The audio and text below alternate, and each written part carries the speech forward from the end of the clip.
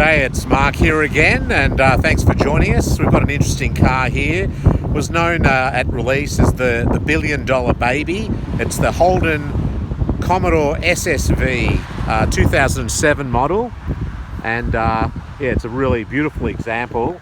And the owner we have, you might recognize this guy from a famous episode on the channel, the Suzuki, what was that Suzuki called? That was the Suzuki Jimny. Jimny. So this is Rowan. So g'day, Rowan. Hello everyone. Yeah, it's great to be back here on the program, on the channel. And you are a subscriber. I've done that, and I can encourage everyone to do like and subscribe. It'll change your life. So Rowan, tell us about your Commodore SS. Well, we shift gear a little bit from 1.5 litre Suzuki Jimny. We've got a 6 litre, as you said, Holden Commodore SSV. It's a VE model, which was basically the first all-Australian Commodore that Holden here in Australia had largely a free rein to execute based off the success of VT and VZ and building large cars here in Australia. So what we've got here is the excuse me, is the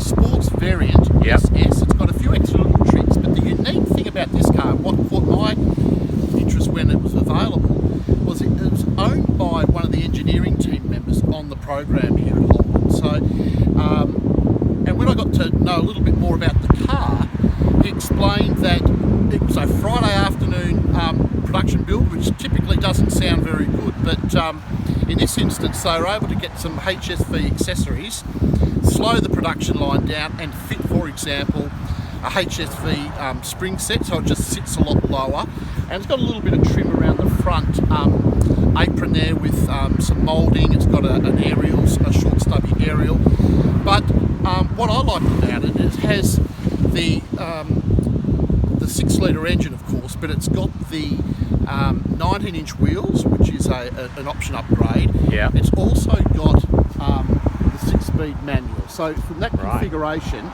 and then it has what's called a hot as red coloured interior dashboard. So it just starts to offset the car.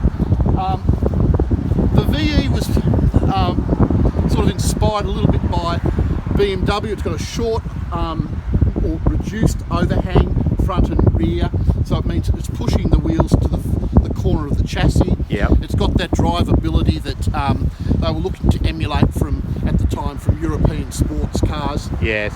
And it really does sort of deliver on that. Yeah. It's, to my way of thinking, it's the last Australian muscle car. Yeah. The VF, which was more of a refined upgrade to this car, was a lovely car to drive by no doubt. Yeah. But this still has half a leg back in the old era, so it's got that.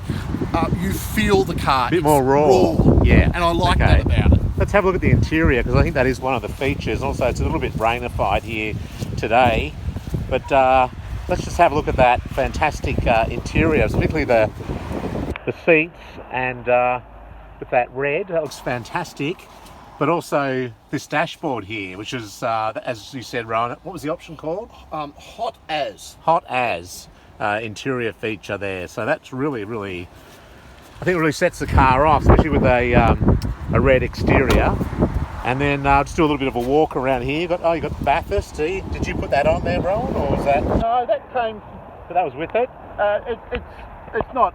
That came off the VK Blue Meanie. Ah, right. Okay. But nice.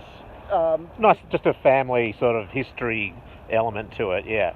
I like the tail lights. I noticed the HSVs had different tail lights. I actually invested a bit of money in sort of unique lamps, but yeah, you got the 4 exhaust outlets there. And then I guess the other point is they sold these in the US as Pontiacs, and then later on in the VF series they sold them as Chevrolets. Now, Rowan, the weather is terrible, so let's why don't we go for a short spin before we return the car home? Let's get out of this wet weather. Okay.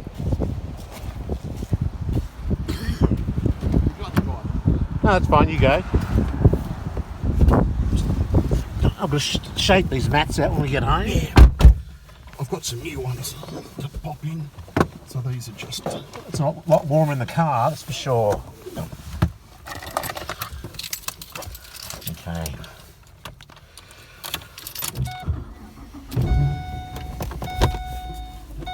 Very nice.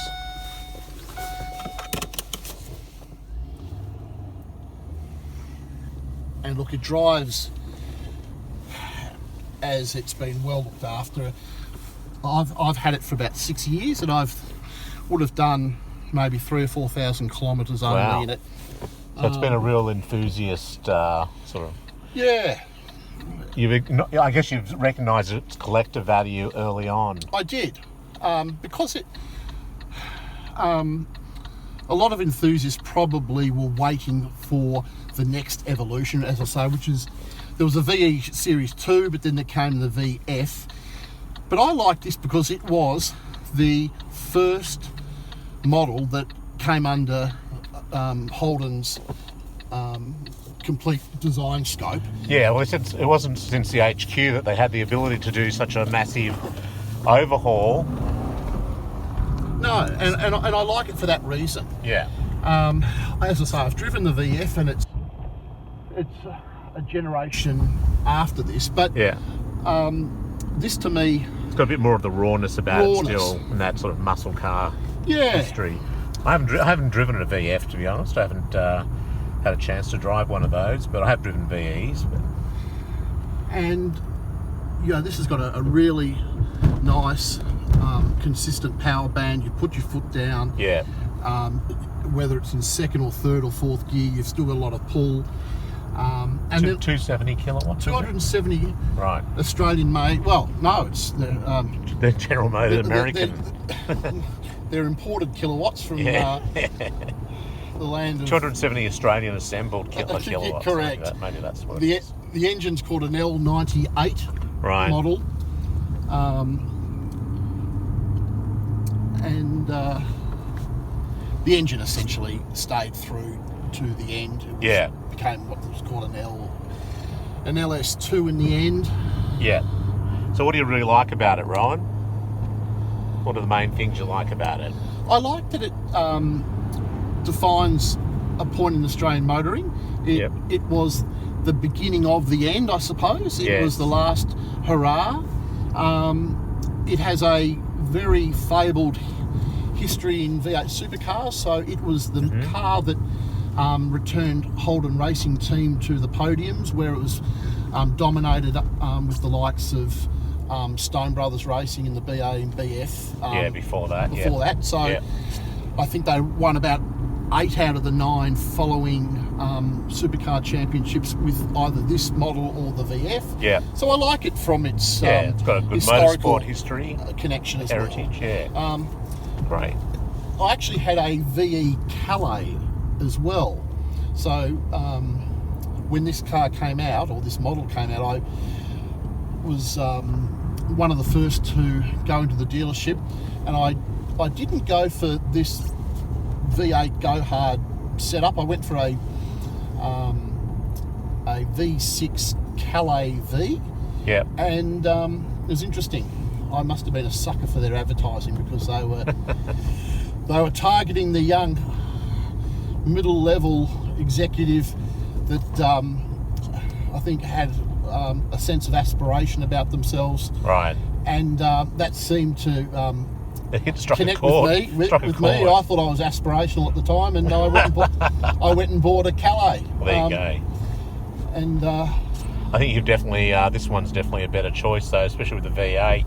But anyway, Rowan, thanks very much for sharing the car with us. It's great, and well done, Mark, for sharing so many great cars with so many people on YouTube and the channel. It's just great to be able to see a new episode pop up and wonder what it might be, and keeping us all on our toes, which is great. Could be anything from a Suzuki Jimny to an SS Commodore. So thanks very much for watching.